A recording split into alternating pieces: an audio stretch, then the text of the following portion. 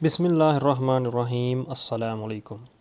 MTH 401 differential equation mid term quiz या जो आपके ये जो ग्रैंड क्विज़ होने जा रहे हैं उसकी प्रिपरेशन करवाने जा रहा हूँ। MTH 401 की डिफरेंशियल इक्वेशन, इस बुक का नाम है कोड MTH 401। इसका आज हम लेक्चर नंबर 1 करेंगे।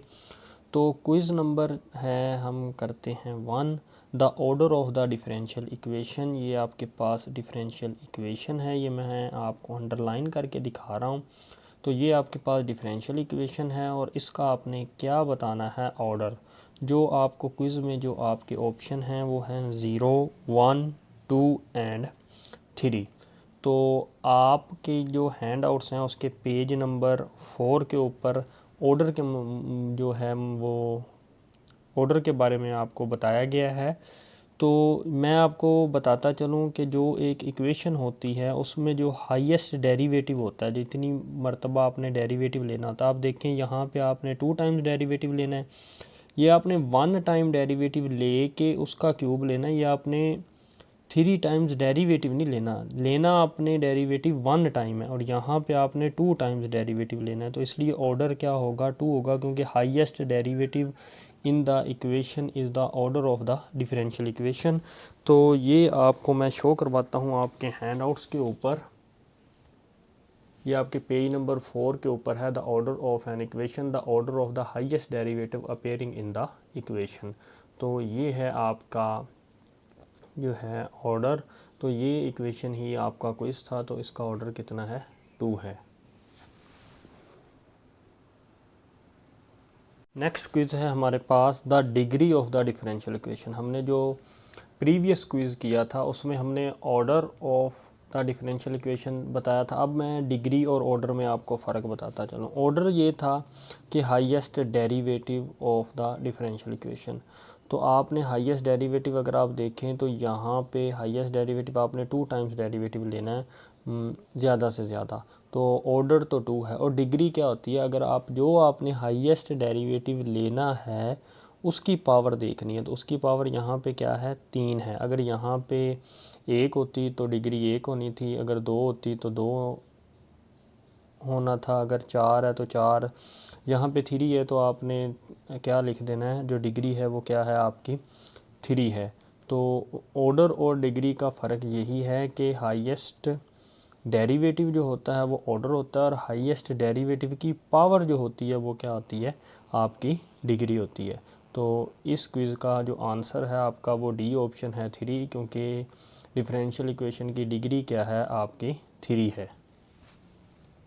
नेक्स्ट क्विज़ है हमारे पास, ये आपके पास डिफरेंशियल इक्वेशन दी गई है, मैं इसको अंडरलाइन कर रहा हूँ, आप देख लें। Is an example of fill in the blanks है डिफरेंशियल इक्वेशन। ये कौन सी डिफरेंशियल इक्वेशन है, वो ए ऑप्शन आपको बता रहा है ऑर्डिनरी और लीनियर है, या ऑर्डिनरी और नॉन लीनियर है, या पार्शियल और लीनियर है, या पार्शियल या नॉन लीनियर है।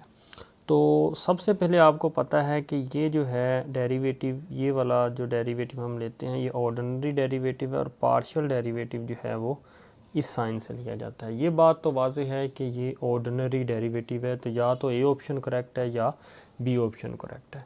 अब देखना है कि क्या ये डिफरेंशियल इक्वेशन लीनियर है या नॉन लीनियर है।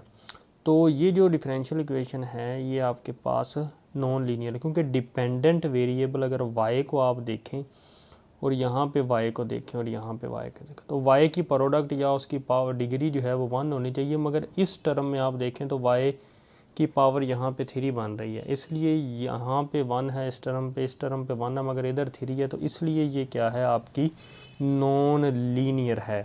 तो उम्मीद करता हूँ कि ये आपको कुछ समझ आ गया होगा। नेक्स्ट क्विज़ है हमारे पास, ये आपके पास डिफरेंशियल इक्वेशन है, is a differential equation of degree. Order मैंने आपको बताया था हाईएस्ट डेरिवेटिव 3 है, मगर ऑर्डर और डिग्री में फ़र्क है। जो ऑर्डर होगा, ये ऑर्डर है, उसका हाईएस्ट डेरिवेटिव, उसकी जो यहाँ पे आप अगर देखें तो ये जो पावर होगी वो क्या होगा, आपका डिग्री होगा। यहाँ पे पावर क्या है, 1 है। तो इसलिए या तो ये ए ऑप्शन है और या ये बी ऑप्शन है, क्योंकि डिग्री यहाँ पे 1 आपको बताई हुई है। अब या तो ये लीनियर है और ये नॉन लीनियर है। तो आपको पता है ये जो आपका इंडिपेंडेंट जो है वेरिएबल ये होता है और ये आपका क्या होता है, y जो है ये डिपेंडेंट वेरिएबल है। डिपेंडेंट वेरिएबल की डिग्री जो है ये क्या होनी चाहिए, आपकी जो है वो 1 होनी चाहिए। मगर इस टर्म में आप देखें कि जो आपका डिपेंडेंट वेरिएबल है उसकी डिग्री 2 है, इसलिए ये क्या है, नॉन लीनियर है। तो आपका करेक्ट ऑप्शन क्या है, सी। ये नेक्स्ट क्विज़ है, ये भी आपके जो पास्ट पेपर्स में आया हुआ है, ये भी उसी टाइप का क्विज़ है जैसे हमने ये जो है ये प्रीवियस क्विज़ किया आपके पास। तो ये क्विज़ है आपके पास, तो ये आपके पास डिफरेंशियल इक्वेशन है, तो इसका ऑर्डर क्या है, इस डिफरेंशियल इक्वेशन का ऑर्डर क्या है।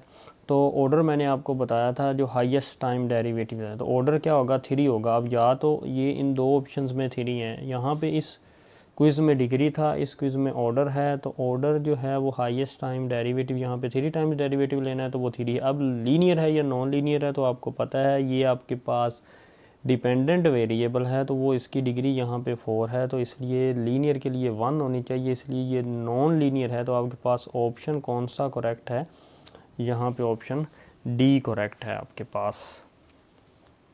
अब नेक्स्ट क्विज़ है हमारे पास, the general linear ordinary differential equation of order n। यहाँ पे इस बात को गौर करना है, ऑर्डर n इज़, तो ये आपके पास जर्नल फॉर्म है, वेयर वो कहता है कि कौन सा जो है कोफिशिएंट जो है वो आप देखें कि कौन सा ज़ीरो नहीं होना चाहिए वो, क्योंकि ऑर्डर n है, अगर ये ही ज़ीरो हो गया उसने इसको ज़ीरो कर देना है। तो ऑर्डर हाईएस्ट टाइम डेरिवेटिव्स होता है, तो अगर ऑर्डर n होगा तो ये तो मस्ट जो है ये नॉन ज़ीरो होना चाहिए, क्योंकि अगर ये ज़ीरो हो गया तो वो ये वाली बात जो है ये रॉन्ग हो जाएगी, ऑर्डर n नहीं रहेगा, क्योंकि ये इसको भी ज़ीरो कर देगा, तो वो ऑर्डर तो n नहीं रहेगा। इसलिए वो ये इसका लिए ऑप्शन जो है सूटेबल ऑप्शन वो ये है कि ANX is does not equal to zero, कि ये ज़ीरो ना हो, इसलिए इसका फिर ऑर्डर क्या होगा, वो n होगा। उम्मीद करता हूँ आपको ये क्विज़ समझ आ गया होगा। ये हमारे पास नेक्स्ट क्विज़ है जो बड़ा ही आसान है और बाज़ बच्चों को ये कन्फ्यूजन होती है, तो मैंने ये क्विज़ जो हैं दो जो हैं ये दोनों इकट्ठे राइट किए हैं, ये क्विज़ है और एक ये क्विज़ है। तो आप देखें कि यहाँ पे which of the following is a boundary value problem, यानी BVP बाउंड्री वैल्यू प्रॉब्लम और इनिशियल वैल्यू प्रॉब्लम। अब जो क्विज़ के जो हैं फर्स्ट क्विज़ और सेकंड क्विज़, दोनों क्विज़ के अगर आप ऑप्शंस पर गौर करें तो ABCD चारों सेम है, इस क्विज़ के भी सेम है, इस क्विज़ के भी सेम है, पास पेपर्स में भी ऐसे ही आए हुए हैं, मगर सिर्फ ये फ़र्क है कि यहाँ पे बाउंड्री वैल्यू प्रॉब्लम है और यहाँ पे इनिशियल वैल्यू प्रॉब्लम है। और इन दोनों में क्या फ़र्क है वो मैं आपको बताता हूँ। अगर आप गौर करें, ये आपको कंडीशंस दी गई हैं, इन दोनों में तो कंडीशंस आपको गिवन दी ही नहीं हुई, A और B में, तो A में भी नहीं दी हुई, B में भी नहीं दी हुई। कंडीशंस दी हुई हैं आपको C और D में, ये कंडीशन और ये कंडीशन आपको गिवन है। तो अगर आप गौर करें इन कंडीशंस के ऊपर, इस वैल्यू पे, ये यहाँ पे क्या है आपके पास 1 है और यहाँ पे भी क्या है आपके पास 1 है, और यहाँ पे आपका क्या है 0 है, और यहाँ पे आपके पास क्या है π/2 है। अगर तो वेरी कर जाए, वेरी का मतलब है कि चेंज हो जाए, अगर इधर 0 है और इधर 0 से डिफरेंट है तो वो बाउंड्री वैल्यू प्रॉब्लम होगा। अगर दोनों जैसे यहाँ पे और यहाँ पे सेम हैं तो वो कौन सा प्रॉब्लम होगा, वो इनिशियल वैल्यू प्रॉब्लम होगा। इसलिए बाउंड्री वैल्यू प्रॉब्लम के लिए आपका ये जो है ऑप्शन करेक्ट है, और इनिशियल वैल्यू प्रॉब्लम के लिए आपका ये ऑप्शन सी जो है ये आपका क्या है, करेक्ट ऑप्शन है। तो दोबारा मैं आपको एक्सप्लेन कर दूं कि अगर कंडीशंस जो आपको गिवन दी होंगी, अगर उसमें ये यहाँ पे और यहाँ पे वेरी कर जाएं, यानी चेंज हो जाएं यहाँ पे और यहाँ पे, तो बाउंड्री वैल्यू प्रॉब्लम है, और अगर एक जैसी हों तो वो क्या होगा, इनिशियल वैल्यू प्रॉब्लम होगा। अब ये क्विज़ है हमारे पास, for xy is equal to X square Y minus x Y square, और ये आपके पास f of t of x और t ऑफ y, मतलब कि आपने x के साथ भी t वेरिएबल और y के साथ भी t वेरिएबल ऐड करना है, तो हम करते हैं। ये है आपके पास f of tx and ty, ये एक्सप्लेनेशन मैं कर रहा हूँ। तो यहाँ पे x है तो आप यहाँ पे t ऐड करेंगे तो ऊपर स्क्वायर आ जाएगा, देन y है तो y के को भी आपने ty पुट कर देना y की जगह पे, ऐसे ही x की जगह पे ty, और सॉरी x की जगह पे आपने करना है tx पुट, ऐसे ही आपने x की जगह पे पुट कर देना है tx और y की जगह पे आपने पुट कर देना है ty। तो जब आप इसको सिंप्लीफाई करते हैं तो आपके पास यहाँ पे T square X square T Y and then यहाँ पे T X T square Y square. तो देन आपके पास यहाँ पे हो जाएगा टी स्केयर और T T cube X square Y minus ऐसे ही T cube X Y square. तो ये आपके पास T3 क्या आ जाएगा, कॉमन आ जाएगा। तो ये आपके पास बराबर होगा x square Y minus x Y square. Then ये है आपके पास T3 और ये आपको पता है ये आपके पास है एफ ऑफ एक्स वाई के इक्वल। देन आपका जो करेक्ट ऑप्शन है वो क्या है, ऑप्शन डी। यहाँ पे मैं और एक बात बताता चलूँ कि ये आपके होमोजीनियस फंक्शन की डेफिनेशन है, इसको ज़रा देख लें आप। ये आपके पास होमोजीनियस फंक्शन है, ये देखें आप, ये होमोजीनियस फंक्शन की डेफिनेशन लिखी हुई है कि a differential equation of the form dy by dx is equal to f of x y is said to be homogeneous function which means f of tx ty is equal to t की power n f of xy for some real number n for any number t। तो ये मैंने लिखा हुआ है कि आपके पास ये आपके पास अगर आपके पास फंक्शन है एक, ये देखें f of xy है, तो आप उसमें x की जगह पे tx और y की जगह पे, यानी x की जगह पे आपने क्या पुट कर देना है tx और y की जगह पे भी ty पुट कर देना है। तो देन आपके पास क्या होगा कि आप जब x और y की जगह पे tx पुट करेंगे t बाहर आ जाए सेपरेटली, यानी कॉमन आ सकता हो। तो अगर कॉमन ना आ सकता हो, अंदर रिमेनिंग बच रहा है t, तो वो f ऑफ एक्स वाई के मल्टीपल्स के साथ t नहीं आ रहा, मल्टीपल नहीं बन रहा, तो f ऑफ एक्स वाई का, तो देन जो है ये होमोजीनियस फंक्शन नहीं है।